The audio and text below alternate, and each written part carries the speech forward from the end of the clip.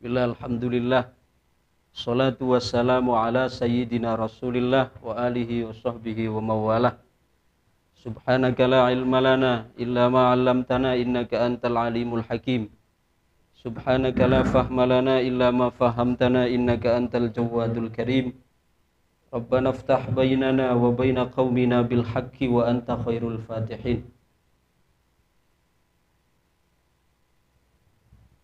Setelah pembahasan terakhir di bulan Ramadan, kita membahas tentang tasawuf. Itu intinya adalah akhlak. Nah, karena itu Imam Malik bin Anas menyampaikan tasawuf semuanya adalah akhlak.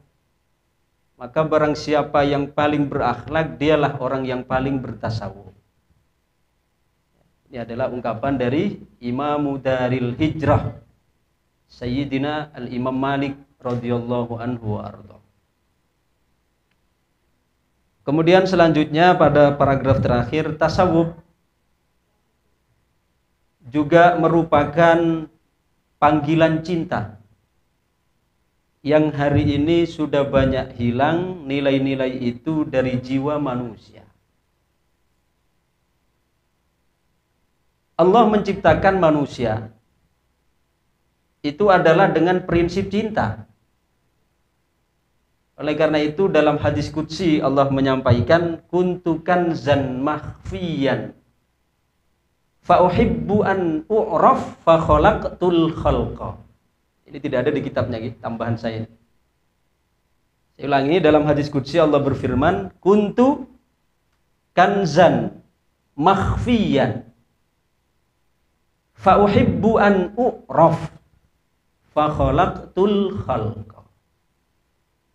Kuntu kanzan makhfiyan, aku, kata Allah, itu adalah kanzan, perbendaharaan yang tersimpan. Jangan salah paham, bukan berarti Allah makhluk seperti bendahara, perbendaharaan apa, harta, bukan. Ini menunjukkan bahwa apa? Allah itu, untuk mengenal Allah adalah sesuatu yang mahal. Seperti halnya kita ingin mendapatkan mutiara yang berharga, itu harus penuh dengan pengorbanan. Kuntu kanzan makhfiyan, aku adalah perbendaharaan yang terpendam, kata Allah, yang tidak dikenal. Lam u'raf fa uhibbu an u'raf fa khalaqtul khalqa. Maka aku menghendaki, ingin untuk dikenal, maka aku ciptakan makhluk. Coba, berarti Allah menciptakan makhluk itu dengan prinsip cinta atau karena prinsip benci? Prinsip cinta. Nah, tasawuf itu diantara tujuannya, hadafnya adalah tasawuf merupakan panggilan cinta yang hari ini sudah banyak hilang nilai-nilai itu dari jiwa manusia. Hilangnya karena apa? Banyak. Ada yang karena direbut oleh syaitonir rajim, ada yang karena disebut oleh ahwa an-nufus, ada kalanya yang disebabkan direbut oleh ananiyah atau egois. Maka tasawuf datang untuk mengembalikan eksistensi cinta itu ke dalam jiwa manusia, sehingga kehilangan juga hakikat insaniyah dalam jasad kehidupan ini. Ketika prinsip-prinsip cinta itu hilang, maka hakikat insaniyah, artinya hakikat manusia ini sebagai makhluk yang berharga juga akan hilang. Sehingga kita juga tidak bisa untuk menyaksikan keagungan, keindahan Allah subhanahu wa ta'ala. Ya memang kita ini penyakit dari nikmat itu kan terbiasa. Kata Rasul apa? Afatun nikmah al-ilfah. Penyakit dari nikmat itu adalah terbiasa. Kita biasa punya duit, maka tidak merasa itu adalah nikmat. Karena apa? Sudah kadung terbiasa. Kita biasa sehat, maka tidak merasa kalau sehat itu adalah afatun nikmah al-ilfah. Penyakit nikmat itu adalah terbiasa. Sehingga kita terkadang mengingkari dari nikmat yang Allah berikan, bahkan anugerah-anugerah yang Allah berikan, bahkan kita melupakan. Ada sebuah cerita cukup menarik nih, masih ada kaitannya dengan. Ada seorang anak, nanti saya akan menyimpulkan kisah ini kepada bagaimana muamalah kita kepada Allah. Ada seorang anak suatu ketika dia tidak suka atau dia marah dengan orang tuanya. Karena ada sesuatu yang menurut dia itu adalah tidak sesuai dengan kehendaknya. Sehingga anak tersebut setelah bertengkar dengan orang tuanya pergi dengan niat untuk minggat. Lupa dia ketika minggat buru nanto tak ngibe nape PC tak ngibe nasi tak ngibe.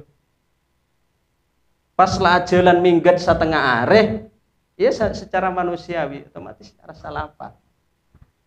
Gegep kocek nah tak nyambi PC, tak nyambi ate. Sedangkan pinggir jalan orang ajual es, ajual macam-macam jajan, macam-macam daerah. Tiba-tiba ngotek orang antri untuk mele nasi goreng. Secara spontan kanak-kanak ning gelanto norok mancing. Pastinya aman nasi goreng dia. Akhirnya norok mancing untuk antri mendapatkan nasi goreng. Tapi ketika napak giliran untuk oleh nasi goreng, tak enggak cetak ngiba peseh. Akhirnya nape? Sampai lambe mancing kalaben ngalamun. Ditanyakan ke orang saya jual. Terona sih cong. Engki bulan terona sih lapar bulan setengah hari dari gila berangkat kita sarapan. Tapi bulan tak andi PC saya melia bulan kalau pai dari Bengko tak nyambi PC. Akhirnya nape jangan orang saya jual nasi goreng. Apa orang itu orang saya baik. Lacong bener tak usah pikiran KPC. Kesun bone pa gratis. Akhirnya pangalakene pereng. Kemudian padel. Ketika madeng kanak-kanak ning gelanto ki sampai nyuwak nganggui sodu. Nyap-cap aing matanan. Nape dalam pikiran ya Allah. Ya ongku na orang tuanae son odi kalaben bula ya Allah puluhan tahun, belasan tahun. Ento tak seneng kabula ya Allah. Sedangkan orang ento tak kenal-kenal kabulanya sekalian ngotek bula begitu tak tega lah ngotek bula kalaparan sampai rela bula tak mah. Eng matanya sampai nyap-nyap. Akhirnya cak orang saya jual nasi goreng. Loh jam, ayo kakak kenapa mak katik nangis? Akhirnya jawab, pangapora Tuhan, bulan to nangis karena bulan terharu dengan kebaikan panjenengan. Padahal panjenengan tuh tak kenal-kenal kabula tak pernah uning seranya mana bula-bula gak tahu nih. Tapi ketika gintong ngotek bula kalaparan bula tak di PC, alangkah baiknya panjenengan bahkan gratis bula, abri bula. Padahal bula odi kalau ben orang tua sana pe belas tahun orang tua anak bulan tuh memusuhi bula. Orang tua anak bula tak memihak kabula sama sekali, nggak musuhi bahkan diusir. Kemudian apa cak orang saya jual nasi gorengan. Tepat orang saya bijak, cak orang saya jual nasi gorengan. Cong. Area beuna sih salah pikiran na menyimpulkan. Pikiran na beuna sih salah menyimpulkan. Coba ayah rubah sudut pandangnya. Bukan aku yang baik. Aku ini loh baru satu kali memberi makan kepadamu, engkau sudah begitu takjub melihat kebaikanku. Sedangkan engkau sudah belasan tahun hidup dengan orang tuamu, kebaikannya tiap hari engkau rasakan, itu engkau tidak ingat sama sekali kebaikannya. Padahal itu hidup bersamamu. Coba orang sajul nasi goreng itu kan bijak. Akhirnya nape langsung nangis kanak-kanak nih kalau tambah dedi saya nangis langsung mulai. Napa kabengkona nape jana? Layam mbek lama malam toh lapar maghriban mbek ka makna dengan cemas ya ada labeng cak makna. Lah dateng cong lalapar. Nolai ka dalam roh lai masakan favorit untukmu. Lu coba. Ente menunjukkan apa? Kita to afatun nikmah al-ilfah. Penyakit dari nikmat adalah kebiasaan. Coba orang yang paling dekat dengan kita, terkadang kita tidak melihat kebaikannya. Sedangkan orang burus kenal baik, kita orang ria abri. Sekalian abri kita anggap sebagai orang yang luar biasa. Lah, bermapole kita ke Allah. Kita ke Allah juga sering mentok. Coba beri kesehatan, beri fasilitas. Maka nikmat itu kan beda tatelok. Beda nikmat ijad. Ada nikmat imdad. Ada nikmat is'ad. Kurang nabi boleh. Kalau Allah pertama beri nikmat ijad. Apa nikmat ijad? Nikmat diciptakan. Kita wujud bagi Allah itulah nikmat. Coba seandainya Allah berkehendak kan bisa menjadikan kita sebagai batu misalnya, bisa nabi enten? Bisa dulu. Kita KGB sebagai embek misalnya, bisa nabi enten? Bisa. Tapi Allah menghendaki kita wujud sebagai manusia. Itu nikmat yang pertama, nikmatul ijad. Kemudian yang kedua nikmatul imdad. Apa nikmatul imdad? Nikmat fasilitas. Allah tak saking menciptakan kita, tapi beri fasilitas. Beri madeng, beri minum, beri pakaian, beri macam-macam. Itu yang mana? Nikmatul imdad. Tapi nikmat tertinggi sama rena nikmatul ijad, nikmatul imdad tertinggi Allah berikan yang mana? Nikmatul is'ad. Napa nikmatul is'ad? Nikmat kebahagiaan. Nikmat kebahagiaan. Nah, Allah itu untuk menjadikan manusia bahagia menyediakan beberapa elemen, beberapa perantara. Satu, Allah memberikan rizki. Kemudian dua, Allah memberikan jodoh. Berarti kita berjodoh tuh kita sampurna toh. Si kedua, pertama rizki, kedua jodoh. Kemudian yang ketiga akal. Kemudian keempat agama. Untuk manusia bahagia Allah sediakan empat elemen. Pertama rizki, kedua jodoh, ketiga akal, keempat agama. Boleh saya kurang nih gila. Agama itu kelima sempurna. Keempat itu ilmu. Pertama rizki, jodoh, akal, ilmu, agama. Orang mula ke Allah parengin to leleman to sampurna pun. Atau mun bahasa sederhanana la oleh fid dunya hasanah wa fil akhirati hasanah. Jadi karena kita ento selalu beri nikmat ke Allah nih lagi beri nikmat ke Allah, entah terkadang kita lupa, tak ingat bahwa sana nikmat ningkila adalah sangat bernilai. Makanya afatun nikmah al-ilfah. Nah tasawuf entah adalah untuk mengembalikan ningkila entah. Sedangkan cinta merupakan ciri utama seorang penempuh jalan tasawuf. Jadi seorang penempuh jalan tasawuf itu karakteristiknya adalah dia memiliki cinta. Dimulai dengan mencintai Allah, selanjutnya mencintai ciptaan Allah dengan dasar cinta kepada Allah. Nah, pertama cinta ke Allah dulu. Kemudian dari cinta ke Allah entah lagi membias terhadap cinta terhadap semua makhluk Allah tanpa syarat, tanpa batas. Itulah cintana orang-orang seluas. Karena cintana Allah itu ingat nama mata are. Coba mata arento sana apa jumlahnya? Situng. Tapi kita ketika setiap muka candila orang sabubian muka candila sakabina merasa bahwa sinar nama matahari sampurna masuk ke candilana. Coba candila saya masuk bengkona masih ono saya kodok-kodok, saya masuk bengko sobung, saya masuk rojing, saya masuk berak songai, masuk daun dan sebagainya. Berasal dari satu mentari yang sama. Sedangkan masing-masing kita menganggap Matahari itu adalah bersinar penuh masuk ke dalam jendela kita dan tidak merasa terbagi. Nah, itu menunjukkan gambaran orang yang memiliki cinta tanpa syarat, tanpa batas. Sehingga dengan hukum cinta yang menguasai dan mewarnai dirinya akan meluas kebaikan dan keberkahannya pada masyarakat dan alam sekitar. Mulai dari dirina, meluas ke lingkungannya, meluas kepada alam sekitar.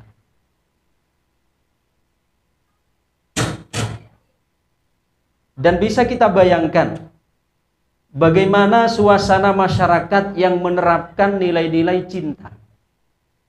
Bisa kita bayangkan bermaka odiana orang sebuah komunitas masyarakat yang kehidupannya dipenuhi dengan kurikulum cinta. Saling memaafkan, toleransi, tenggang rasa, seperti apa juga keadaan individu. Maka sakabina makomat atau kedudukan tahapan dalam tasawuf untuk berangkat dari cinta. Bahkan sifat-sifat setelah cinta itu adalah hasilnya. Contoh orang mungkin bisa memaafkan. Kenapa orang nggak bisa memaafkan? Karena orang ini kelantik cinta, tak mungkin bisa memaafkan muntahdik cinta. Maka Allah dalam Quran ketika menyebutkan tentang berma Allah menyikapi merespon terhadap orang-orang sebenarnya abalik Allah, innallaha yuhibbut tawwabin wa yuhibbul mutatahhirin. Tawwab benisakin taib, tapi tawwab muntaib menerima taubat, tapi kan tawwab banyak menerima taubat, banyak memaafkan. Allah memaafkan berarti menunjukkan Allah Sang Maha Cinta.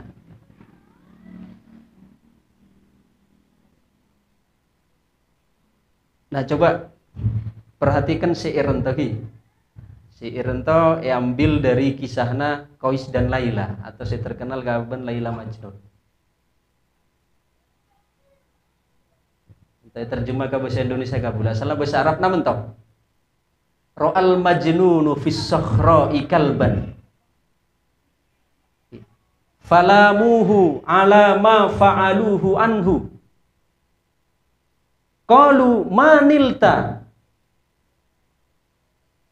Qala da'uni la talumni fa inna aynayya ra'athu lailan fi hayyi laila.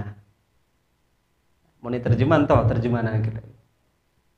Qais si gila melihat seekor anjing di tengah padang pasir.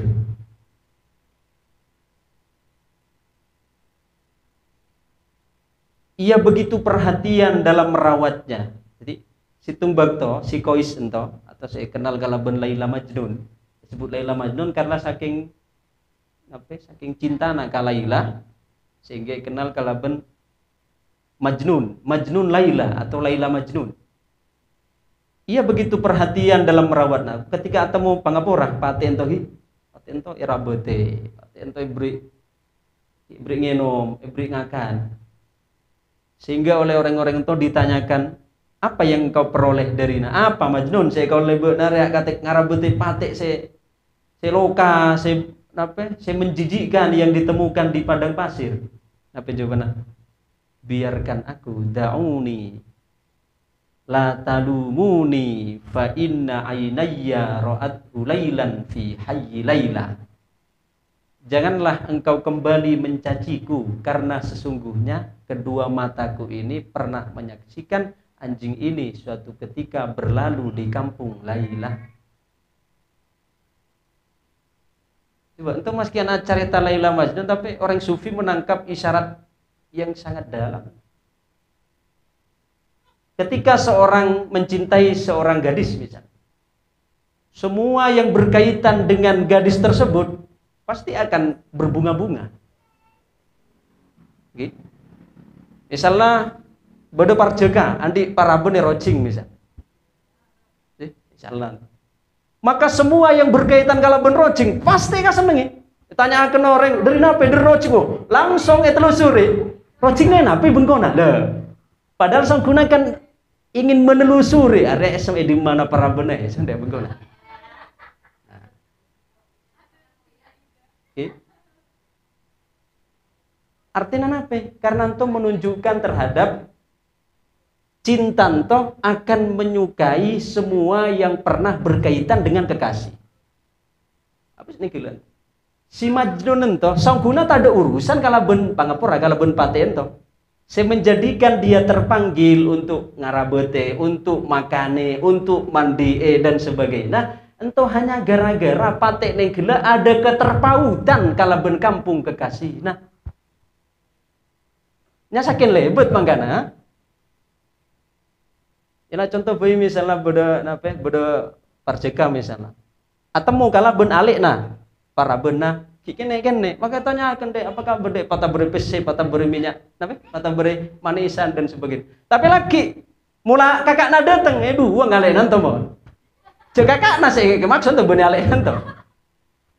Nah, artinya bahwa semua yang berkaitan dengan kekasih wa kullu ma yata'allaqu bil habibi habibu. Semua yang berkaitan dengan kekasih juga akan dicintai.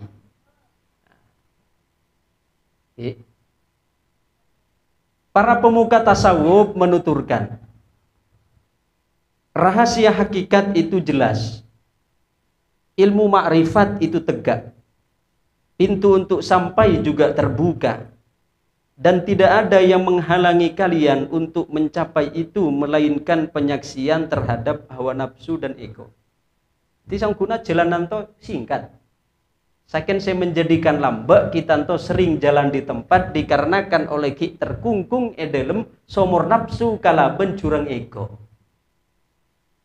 Entah saya menjadikan kita lambak dalam perjalanan selalu jalan di tempat. Sehingga menjadi tempat bersarangnya sifat sombong bahkan bertelur dan menetas. Artinya sifat sombong itu alebun. Tapi bahasa dinten alebun, bersarang dan bertelur, sedangkan sifat sombong adalah warisan dari iblis. Karena orang yang maksiat, entah ada kalana maksiat nanto berangkat atau tumbuh dari sifat dari nafsu syahwaniyah. Nafsu syahwaniyah itu yang misalnya zina dan sebagainya. Ada kalana maksiat ento terlahir dari sifat ghadabiyah. Nah, contoh membunuh dan sebagainya. Maksiat yang terlahir dari sifat syahwaniyah ento lebih gampang untuk ampuni ke Allah daripada maksiat yang tumbuh dari sifat ghadabiyah. Contoh Nabi Adam alaihi salam. Beliau ada buah khuldi, syajaratul khuldi. Ada syajaratul khuldi. Entah beliau adalah karena apa? Beliau ngalanggar dalam kacamata syariat tolong ki. Walaupun sangkuna Nabi Adam entah batinnya perintah Allah. Secara zahir Nabi Adam entah melanggar larangan Allah karena Allah melarang untuk wala taqraba hadhis syajarah. Acek semak-semak Adam kapo onrea kakajure ya. Akan tetapi secara hakikat Nabi Adam itu justru batinnya diperintah oleh Allah. Karena Nabi jauh sebelum Nabi Adam diciptakan, entah Allah lah andik situng program untuk menjadikan Nabi Adam sebagai khalifah di muka bumi. Wa idz qala rabbuka lil malaikati inni ja'ilun fil ardi khalifah. Coba itu kan berarti proyekna Allah sakitana menciptakan Nabi. Jadi kita kalero mun mengutuk-ngutuk Nabi Adam tuh gara-gara Nabi Adam akan bohol di kita pace cerkian ke Allah ke bumi. Bodoh neraka apa kompulana Nabi Adam noroe kehendakna iblis. Enten kita tak payah mengutuk-ngutuk. Kita jangan lupa bahwa Allah sakitana menciptakan Nabi Adam landik program untuk menjadikan Nabi Adam sebagai khalifah. Nabi Adam entah makan buah khuldi. Beliau makan buah khuldi entah kan karena apa? Taruhlah lah mau disederhanakan beliau mengikuti syahwaniyah, syahwat kan keinginan. Sedangkan iblis di sisi lain, iblis entah bermaksiat ke Allah mengikuti nafsu ghadabiyah. Di bada nafsu syahwaniyah, bada nafsu ghadabiyah. Nafsu ghadabiyah itu Nabi gimana? Sombong. Makanya Nabi Adam pada saat tegur ke Allah setelah makan buah khuldi, langsung beliau iktiraf, mengakui kala bentuana si Ramadan kita baca dalam tafsir Qalbul Quran. Qala Rabbana dzalamna anfusana wa illam taghfir lana wa tarhamna lanakunanna minal khasirin. Menjadikan Nabi Adam itu langsung semak ke Allah, langsung kembali ke Allah. Tapi iblis saya bermaksiat kalau bernafsu ghadabiyah, tak gelem sujud ke Adam. Tak gelem sujud ke Adam sehingga ke Allah patoron juga dari surga. Kemudian ke Allah diproklamirkan sebagai makhluk yang terputus dari rahmat Allah sampai hari kiamat. Nah, pada zaman Nabi Musa, iblis itu ngadep ke Nabi Musa alaihi salam. Karena Nabi Musa itu adalah nabi yang mendapatkan gelar kalimullah. Kalimullah itu orang yang selalu dialog kalaban Allah bila kaifin, tanpa bisa kita bayangkan bermau Nabi Musa dialog dengan Allah toh. Tak bisa kita pikirkan dengan logika. Iblis datang ke Nabi Musa bula nitip salam ke pangeran. Nabi Musa apa salam Nabi ke pangeran? Kabulakan ke pangeran Nabi Musa bulan toh andik niat untuk atobat. Ternyata iblis sama to beling lagi ki andik niat untuk atobat. Kemudian Nabi Musa ke Bukit Tursina karena beliau waktu itu akan menerima wahyu di Bukit Tursina. Disampaikan oleh Nabi Musa ke Allah, ya Allah, padahal Allah lebih oneng. Kan Allah pasti oneng meski anak Nabi Musa tak menyampaikan. Ya Allah, iblis nitip salam ke panjenengan bahwa dia hendak bertobat. Nabi jana Allah. Baik Musa, salamna iblis ke eson tarema. Titip salam boleh ke iblis. Eson bersedia untuk menerima tobat na iblis dengan satu syarat, yaitu dia hendaklah sujud di pusara Adam. Ketika kembali Nabi Musa menyampaikan atau mau ke iblis, wahai iblis, cana pangeran Allah rea gempang gelem untuk nyapora. Nah, tapi dengan satu catatan, engkau harus bersujud di pusara Adam, karena sedulu maksiat nabek naria adalah ketika esora sujud ke Allah kepada Adam bakna tak gelem, maka syarat tobatna diterima adalah kudu sujud ka. Apa responnya? Responnya mana? Apa Musa? Esora sujud makam Adam, si dulu pi Adam ki odi eson tak gelem, mak puleng kene Adam lah dadi bengkai eson saya gelem sujudan. Itu menunjukkan apa? Maksiat yang dilakukan dengan nafsu ghadabiyah yang gila, itu lebih sulit untuk diterima tobatnya oleh Allah Subhanahu wa taala ketimbang maksiat yang dilakukan dengan nafsu syahwaniyah.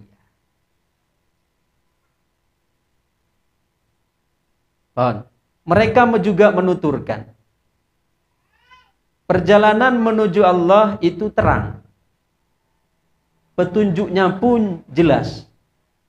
Yang menyeru juga lebih mendengar, lebih memahami dan mendalami. Adapun kebingungan setelah itu disebabkan oleh kelalaian hawa nafsu dan menangnya ego serta meyakini bahwa ia lebih unggul dari orang lain. Memang saya mengatakan ana khairum minhu, itu adalah ungkapan iblis dulu ketika diperintahkan oleh Allah untuk sujud ke Adam. Tapi secara tidak langsung, tanpa kita sadari, kita sering ngutip ungkapan iblis ana khairum minhu, walaupun tidak diungkapkan dengan ungkapan lisan, tapi kita ungkapkan dengan keadaan. Coba betapa banyak kita muncul dalam atena kita lebih, pokoknya lebih nabi dari orang lain gitu. entah lebih pinter, lebih tampan, lebih sogi, lebih andi, lebih mapan, lebih dan seterusnya. Ento adalah secara tidak langsung kita ento ngutip dari ungkapan iblis ana khairum minhu saking bidana mun iblis ento sedulu diungkapkan kalaban lisan. Nah, kita maskian ate ungkapkan kalaban lisan tapi kita ungkapkan dengan perbuatan, dengan sikap. Nah, maka tasawuf ento adalah untuk mengenyahkan ento. Petunjuk jelas ya, karena sering boleh sampaikan gambaran apa petunjukna Allah toh taruhlah sebagai rembulan. Nah, mungkin kan tanggal 16 tidak bulan ini ataukah matahari.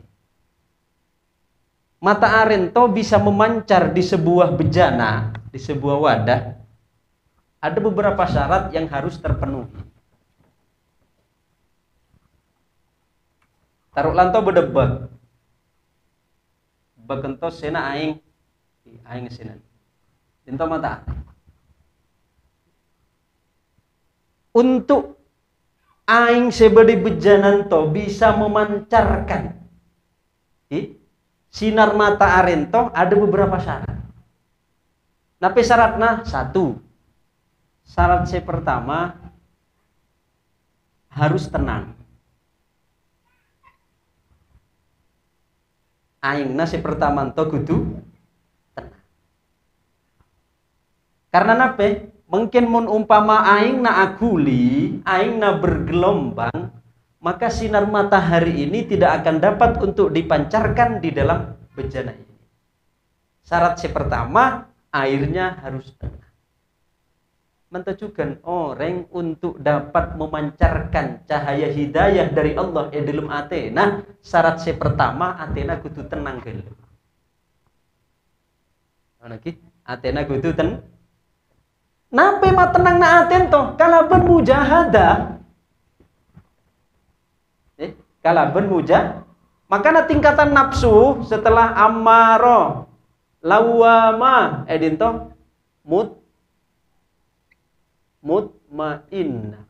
Mun amaro itu nafsu seki brengsek. Maksudnya seki brengsek bermah. Pokoknya kita gelem ngaku salah. Itu sifatnya nafsu amaro itu. Sedangkan mula lawama itu dari kata amaro, dari kata apa? Amaro itu sigot mubalaghah dari amiro. Amiro artinya si memerintahkan kepada kejahatan. Tapi mun amaro artinya si banyak memerintahkan kepada keburukan. Jadi mun ki nafsu amaro itu ki kurang ajar, terus bergejolak ngedesa untuk ngalakuni dosa tanpa mau sedikit pun untuk mengakui. Itu yang mana nafsu Sedangkan lawamah dari kata al-laumu. Laum itu artinya mencela. Maksudnya mencela apa? Mulana pak kata taran lawamah. Ento nafsu ento lasemu gelem ngako kesalahan. Las gelem apa? Gelem nyesel. Terkadang kita kan mulai ngalakoni salah, terkadang kita beda nyesel nah. Apa sending kilo makatik. Apa sen beri lah. Ento berarti lah masuk kata taran lawamah. Ya terkadang kita terjatuh boleh ngalakoni salah boleh, tapi lagi mencela diri boleh. Itu nyamana nafsu lawamah. Batas tenang nanto mulana Pak Dinto. Mulana Pak mutmainnah, buru stabil. Si mendominasi itu adalah sifat-sifat baik. Mun ki lawamah, ento ki jatuh bangun. Nggih. Mak dadi lagu jatuh bangun aku mengejar munafe. Nggih. Ki jatuh bangun kadang semangat untuk ibadah, kadang semangat untuk maksiat, kadang lah. Entah ki dalam tataran nafsu lawamah. Tapi mulana kenapa kan nafsu mutmainnah, lah stabil toh. Ibarat aing naniklan toh la tenang.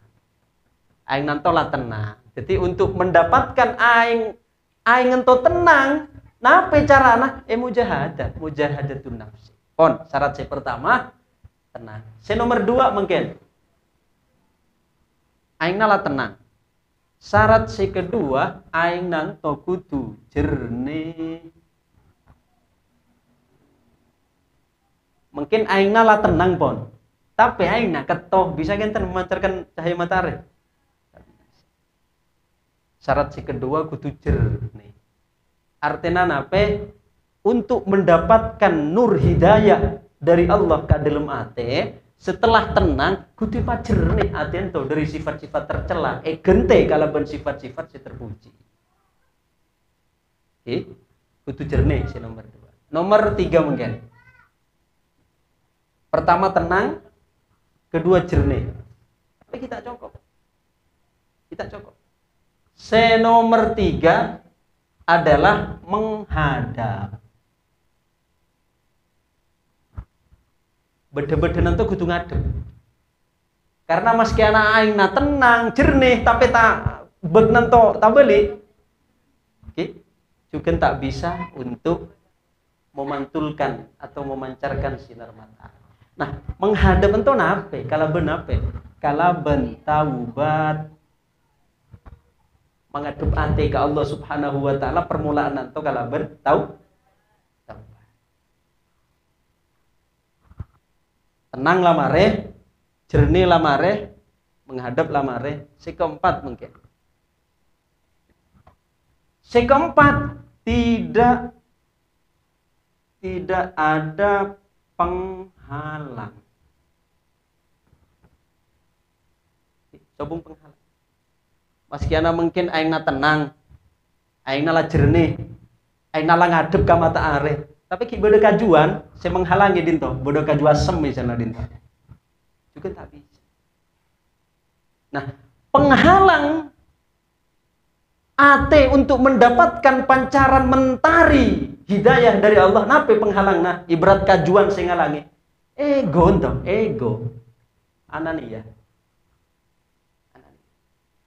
Nah, berma untuk marobu ego ento, kaju asem ananiyah ento untuk dirobohkan, kutukan apa-apa, dirobohkannya kalaben banyak sujud dan banyak khidmah.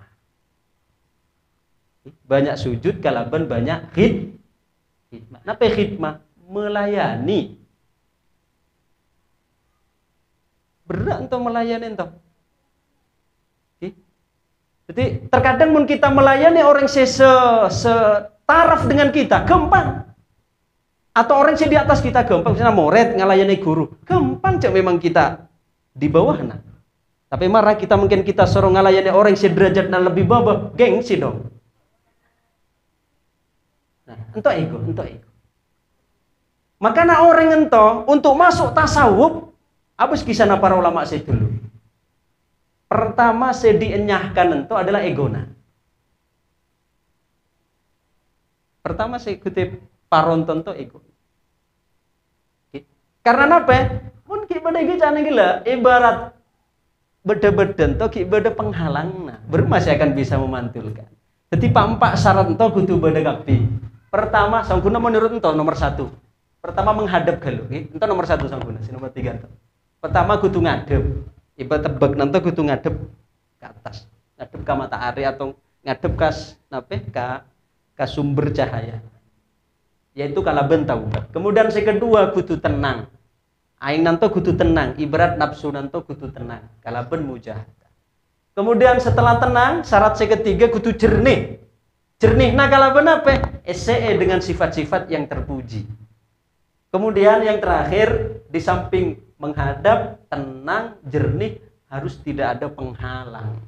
Harus tidak ada yang menghalangi. Ibaratnya kajuan saya menutupi, beda-beda saya ngadep entuk. Yaitu kalau benar ya, kalau khidmah dan banyak sujud.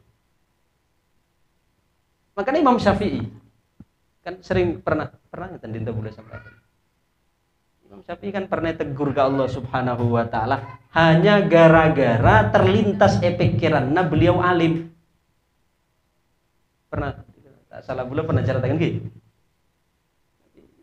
Imam Syafi'i itu pernah khotara fi bali anni alim, cak Imam Syafi'i. Terlintas pikir, son alim ya. Tapi oleh karena beliau adalah orang yang semak ke Allah, orang semak ke Allah mentoh, begitu ngalakoni satu kesalahan to bene ngeco, me apisuan bene, sampai pikiran bayi, perjalanan pikiran, entah ke Allah Subhanahu Wa Taala tegur. Mun bagi kita kan bene maksiat bagi, ceknya saking terlintas pikiran. terlintas pikiran beliau eson alim. Padahal seandainya ongku, ya memang tak salah si Imam Syafi'i. Beliau adalah orang si alim, si madhab nanto adalah madhab terbanyak dianut di muka bumi. Akhirnya nape? Tegur ke Allah. Ditegurnya melalui beliau ngimami sholat maghrib, maca Fatihah, apa terpoteran. Sekali berimam Syafi'i maca Fatihah aling leng-leng-lengan. Si kanak-kanak TK ibunya pasti hafal surat Fatihah. Ya, memang orang itu mas anak alim mula napak bektuna apes salah ya salah kian ternyata. Terkadang pas tarawih macam petar mas tabat jada abi lahabi wa tabat jada abi lahabi wa tabat apa sing be tabat atau boleh se rawon salah nabi bisa al kafirun wala antum abiduna ma a'bud wala ana abidum ma abadtum wala antum abiduna ma a'bud wala ana sing tak merema itu mulana apa apesna meski ana orang alim terkadang salah ki. Imam Syafi'i tegur ke Allah maca Fatihah pusing-pusing. Padahal setelah Imam Syafi'i saya rasa tak ngakuni kecerdasan nah wong Imam Syafi'i maca kitab beliau muka kitab ento maca dinto kudu totop dari tajemna akal nanto ana pe totop karena mun sampai talirikan to dinto kita mari dinto lah apa dari tajemna kecerdasan. Tapi nyasakin maca Fatihah apa terpoteran tak mari-mari. Setelah mari sembojeng beliau ya kita begitu menyadari. Akhirnya sembojeng Isa kasusna pada pas sembojeng Isa maca Fatihah pusing-pusingan tak selesai-selesai. Para aulia ketika menjumpai hal tak nyaman to langsung curhatna ke Allah bener media sosial. Curhatna langsung kau munajat ke Allah subhanahu wa ta'ala malam edel munajatna Imam Syafi'i ento ngadu kau ya Allah mun sekirana dosana bulan to adalah dosa siraja ya Allah maka kalaben keagungan na panjenengan malam mungkin bula tobat ke panjenengan ya Allah dan bula tak oning sangkuna nape maksiat si bula lakoni terus terang Gusti bula kita nyadar nape na bula tak tedung dalam tedung nanto Imam Syafi'i amimpe berada di meja hijau pengadilan. Imam Syafi'i itu kelilingi kalaben hakim-hakim nanti. Kemudian hakim nanto mak memutuskan. Hakim nanto mengetok palu, Imam Syafi'i itu kudu dihukum mati. Jadi dalam mimpi nanto Imam Syafi'i diputuskan oleh hakim untuk dihukum mati. Mak tiba-tiba pada hakim sesitung itu telat datang. Ketika ngiding masuk ke ruang sidang, Imam Syafi'i itu diputuskan dengan hukuman mati. Cakna hakim sepuru datang. Apa kesalahan Syafi'i mak takrir hukum mati apa cik? Nyasakin terlintas pikiranna dia adalah orang alim dan itu pun tak salah sangkuna. Walaupun itu adalah benar adalah suatu kesalahan. Tapi setidaknya ayulah kita beri dispensasi. Karena Syafi'i adalah orang setelah memiliki peran penting dalam dunia Islam, bahkan Kanjeng Nabi telah memberikan benih ramalan, telah memberikan prediksi dalam hadisnya yaitu rajulun yamlaul arda fikhan wa ilman. Kanjeng Nabi telah jelaskan oleh Rasul, laki akan datang dari keturunan Quraisy seorang laki-laki yang akan memenuhi bumi dengan fikih dan ilmu. Antum Imam Syafi'i. Akhirnya cakna hakim setelah datang nih kila langkene ayo beri keringanan Syafi'i. Aja hukum mati lah. Bermamun misal langkene ringankan hukumannya yaitu soro asare orang se paling hina di dunia. Soro cium tanah. Tak kerja Imam Syafi'i jaga. Pada saat jaga, beliau merasa untuk petunjuk. Akhirnya Imam Syafi'i jaga langsung aku liling Mesir. Karena waktu itu beliau la mukim Mesir. Karena Imam Syafi'i itu kan ada dua madhab. Madhab Qadim, yaitu yang dibangun di Baghdad, di Irak. Dan madhab Jadid, yaitu yang dibangun di Mesir. Karena beliau aku liling Mesir. hampir sehari ento posang Imam Syafi'i. Bermas standarna orang saya paling hina sedunia bermas standarna kan malarat. Singkat cerita beliau ajalan sebuah lorong pojokan tokon tomak bodo orang sebau coba rokos karombung celaung pun lah pokoknya lah komplit lah. Lalu Imam Syafi'i pikir reyak paling orangnya. Orang semak-semak boy ngota dari boceng. Kemudian Imam Syafi'i langsung mendekat nunduk olona beliau dan beliau juluaken tanangna untuk asalam, dan pada saat tanangna orang ning gila itu akan dicium oleh Imam Syafi'i tampeleng muat. Tampeleng oleh orang ning gila. Cakna orang ning gila saya nampeleng nape? Ta'addab ya Syafi'i, beradablah wahai Syafi'i. Karena sungguhnya aku adalah orang yang mengusulkan keringanan dalam persidanganmu. Coba, padahal orang itu ternyata saya ngabela beliau ketika dalam mempena awalnya beliau diputuskan untuk dihukum mati, akhirnya suruh asare orang yang paling rendah derajatnya. Entahlah para aulia, sehingga Allah nabi ditampilkan dalam bentuk seperti itu. Nah, artinya nabi itu kita terkadang memang terutama orang yang lampun berilmu, orang yang memang andi kedudukan, entah terkadang egona tambah tinggi.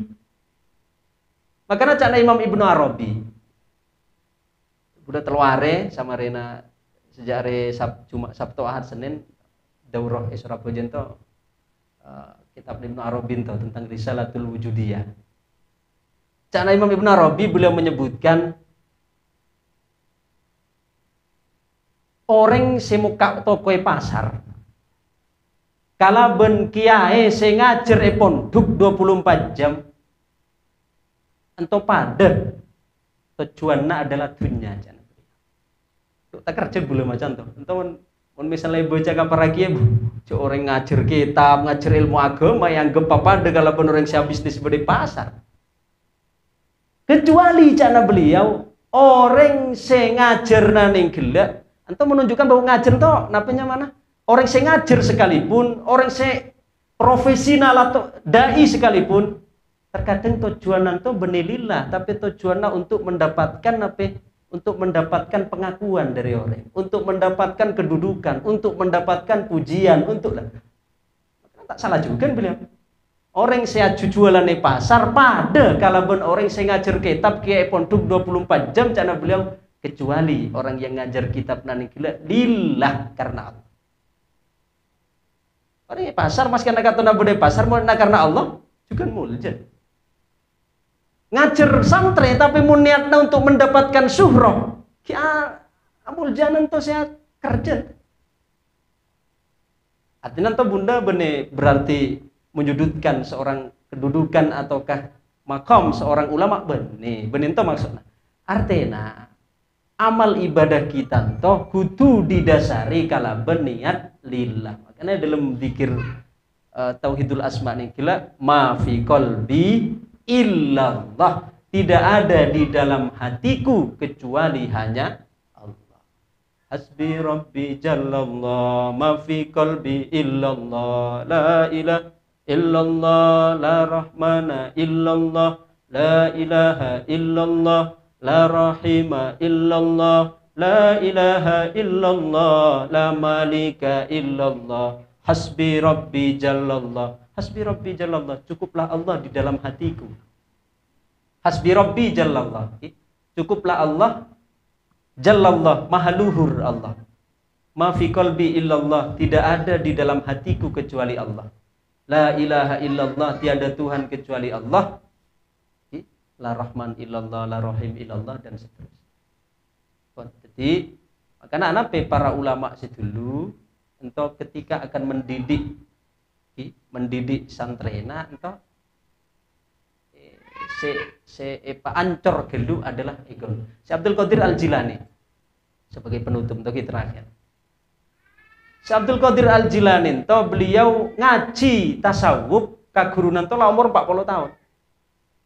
Jadi beliau lah jadi alim, lah faqih, lah mufassir, lah usuli. Situng bekto ketika beliau atemu kalaben guruna. Pada saat atemu kalaben gurunan toh ngaji ya adekna gurunan toh sanape ya lain anak mentelah santri ya adek. Pada saat Syekh Abdul Qadir Al-Jilani datang untuk aguru, gurunan toh langsung nutup kitab langsung buru. Abis ujian orang-orang sedulu asare guru tak gampang. Namun mungkin tanpa seleksi nabi-nabi ki. Orang sedulu seleksi ongku. Kemudian apa? Kula guna datang pole. Jadi hari pertama beliau akan agurun toh tak sampai kiana tak sampai asalam boleh gak langsung buru. Coba mun umpama orang seatena kotor, mata langsung udon dulu. Kiai macam apa orang ngaji ya malah orang buru datang tak tangkep boleh gak langsung buru. Coba.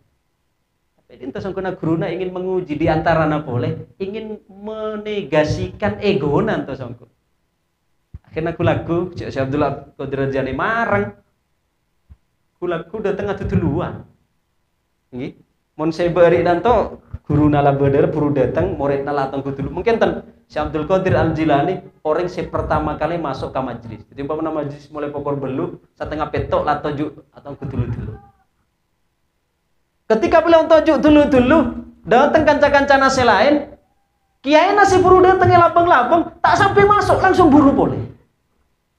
Jadi seolah-olah memberikan kesan bahwa guru nanto tak terung abesa muanas Abdul Qadir Jilani.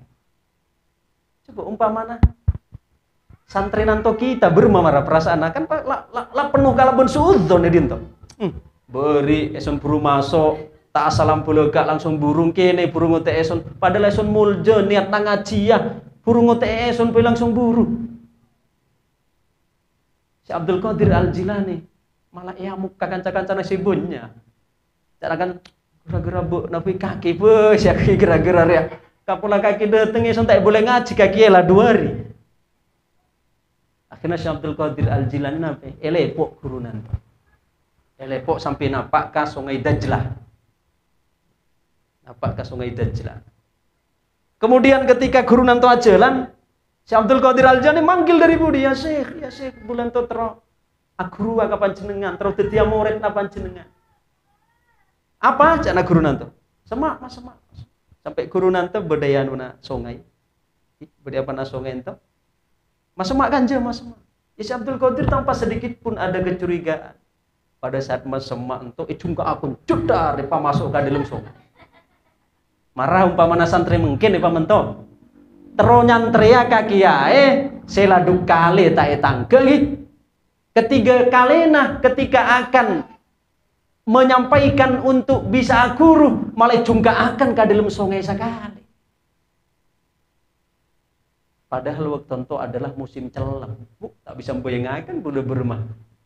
Cek mau nekai robai, mula musim celep, mau noreng apandir ngokuk. Apandir ngokuk tuh dari celep nah.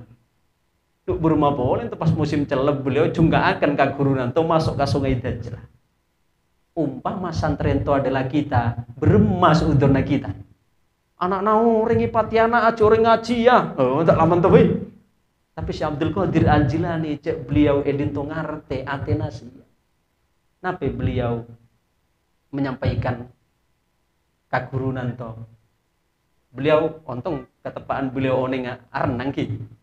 Oneng arenang ya to lo sanyo. Kemudian beliau to arenang. Ketepaan to hari Jumat. Beliau benih ketika arenang untuk menuju cara api suan, kemudian mencaci guruna, enten justru beliau berterima kasih.